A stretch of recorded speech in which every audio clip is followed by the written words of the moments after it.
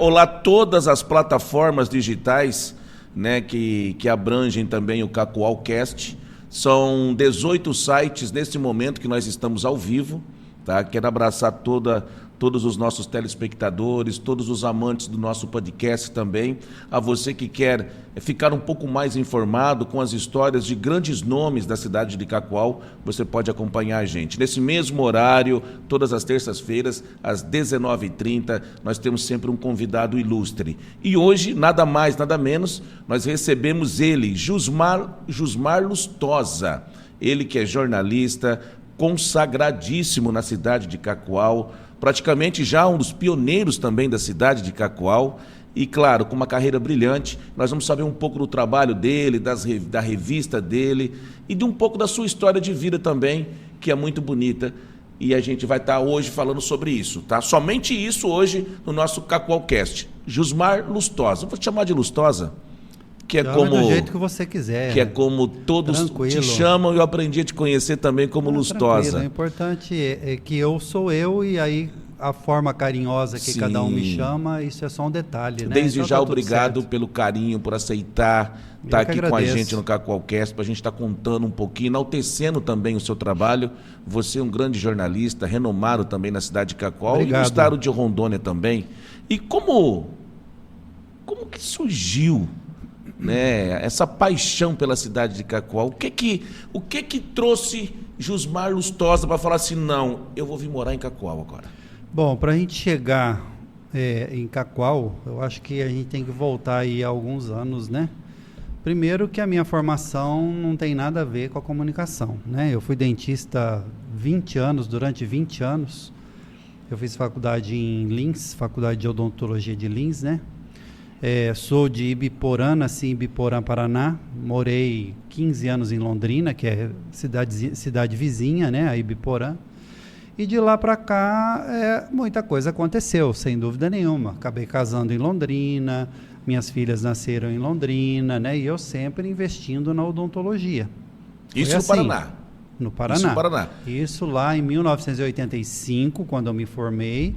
E de lá eu comecei a escrever a minha história profissional. Lá, né? no Paraná? No Paraná. Eu me formei em Lins, daí voltei para Londrina, e em Londrina comecei a trabalhar como dentista e fui indo. Montei meu consultório 1 ano depois e a coisa foi andando. 5 anos depois eu casei, as minhas filhas, a primeira filha nasceu, 5 não, minto, foi um pouco antes, 4 anos. A Nayara nasceu em 92 e a Isadora nasceu em 95, né? Então de 85, de quando eu me formei, a minha segunda filha foi nascer 10 anos depois, né? E onde entra Cacoal nessa história?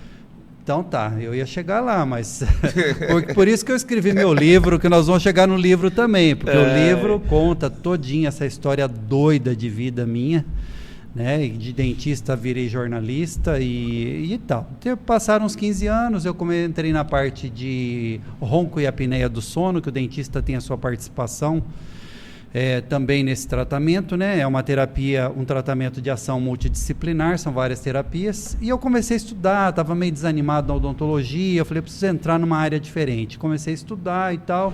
Nisso veio uma oportunidade para eu ir para os Estados Unidos, fiquei lá nos Estados Unidos 1 ano, fiz um estágio lá, né? E aí tem até algumas histórias, quer dizer, a principal delas, 3 meses que eu estava lá, aconteceu o ataque terrorista, né? Eu estava em Boston, exatamente de onde partiram os aviões, pouca gente sabe disso.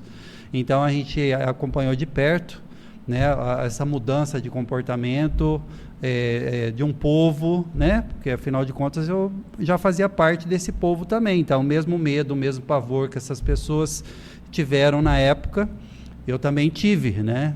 Uma coisa é a gente vê esses ataques terroristas pela televisão, sim, né? Sim, verdade. Outra coisa deve ser, eu nunca presenciei, mas deve ser você vivenciar toda aquela correria, aquele medo, aquela angústia, né? Então, e foi interessante, porque eu saí de onde eu morava em Revere, que é a região das praias, e pegava o trem e, obrigatoriamente, a gente passava pelo aeroporto, né, que é o Logan Airport, lá em Boston.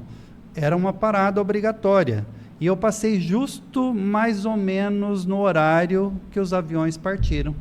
que foi tipo umas 10h30 da manhã. Os aviões que você fala são os caças, né? Eu nem né? sabia. Não, os aviões do ataque terrorista. Sim. Né? Aí, quando eu cheguei na Tufts University, que é onde eu fazia esse estágio, eu vi um movimento diferente. Vi uma coisa diferente lá, muita gente entrando e saindo. Entrei, aquele monte de TV ligada, até então não estava entendendo o que estava acontecendo, né? E foi ali que me falaram da tragédia. E aí, a partir daí, a gente já foi acompanhando mais de perto. Vieram as consequências disso, já houve até a conversa lá que a gente não ia conseguir voltar para casa, porque o trem não estava funcionando mais e tal, tudo conversa mole. Mas chegamos em casa, veio a conversa que os terroristas iam envenenar a água de abastecimento, aí todo mundo com medo de tomar banho, de beber água, então nem se fala, né? Mas era conversa mole também, e aí foi indo, e eu fui ficando. 3 meses que eu estava lá, aconteceu isso, aí fui ficando. Aí eu vou chegar em Cacoal. Comecei a ouvir falar de Cacoal, né? De Rondônia, na verdade. De Cacoal mesmo, que automaticamente, né? Onde é Cacoal? Rondônia. Mas você já tinha alguma ligação? Tinha algum parente, então, algum amigo? Justamente foi nessa fase que eu estava lá. Aí tinha como é que eu vou dizer? Minha comadre, a gente fala prima porque nós crescemos juntos, mas eu batizei o filho dela, o caçula, né? E ela veio para dar aula aqui na Unesc. E aí, aquela conversa vai, conversa vem. Eu falou, Jusmar, antes de você vir meter o pé de novo em Londrina, venha conhecer Cacoal, é uma cidade que é promissora, assim, assado. Falei, vou, né? Falei com a Silvana, a esposa, ela topou e a gente veio conhecer. Aí cheguei aqui, trouxe até um projeto, apresentei na prefeitura, porque assim, muita gente morre hoje de ronco, né? Porque o ronco em si já é considerado uma doença, né? Porque provoca problemas cardiovasculares. E a apneia, que são aquelas paradas, sabe o que é a apneia, né? Tipo falta de... aquela pessoa ronca, de repente parece que a pessoa está morta, aí ela volta meio que afogada, né? Assim e tal, que isso aí se chama apneia, são as paradas respiratórias. Isso daí causa um prejuízo enorme pro organismo, né? E aí eu trouxe um projeto aqui, porque muita gente morre no trânsito hoje porque dorme no volante, principalmente motorista de caminhão.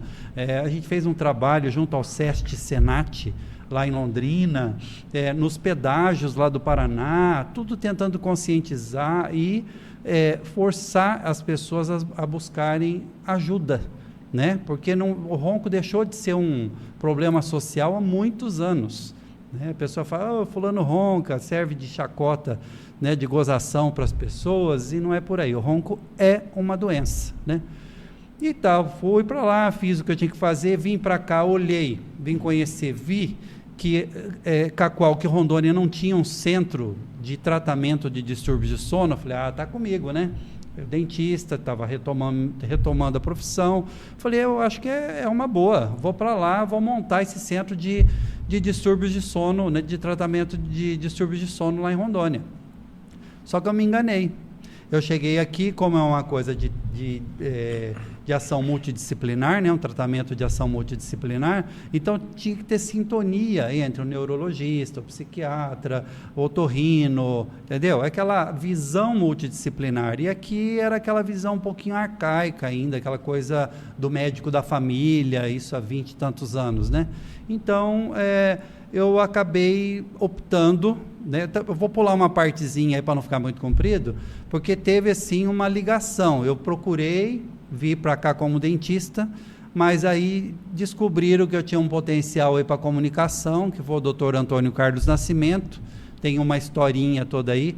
Leiam o meu livro, está à disposição aí no meu site, jusmarlustosa.com.br. Você pode baixar gratuitamente. Você vai saber toda essa história aí com detalhes, né? É muito legal essa leitura. E aí, no fim da história, eu estava indo embora já, porque eu não tinha nenhum ponto de partida aqui em Cacoal. Falei, não vou vir para cá com mulher, com esposa, 2 filhas, 2 crianças pequenas, o que eu vou fazer aqui em Cacoal, né?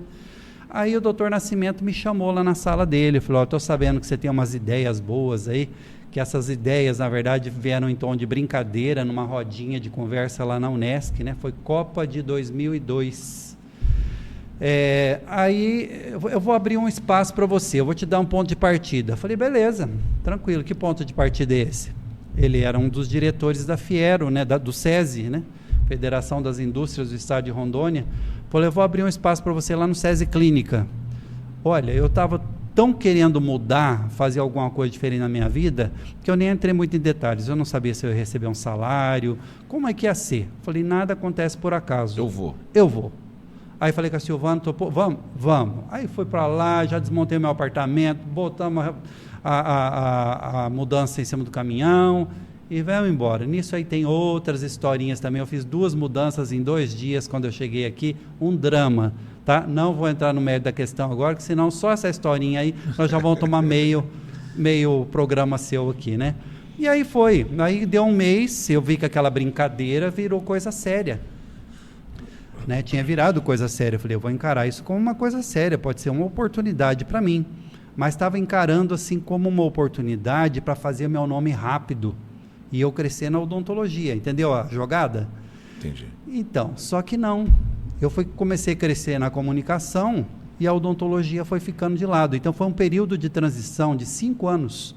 Eu fiz os 2 durante 5 anos, até chegar ao ponto de tomar decisão.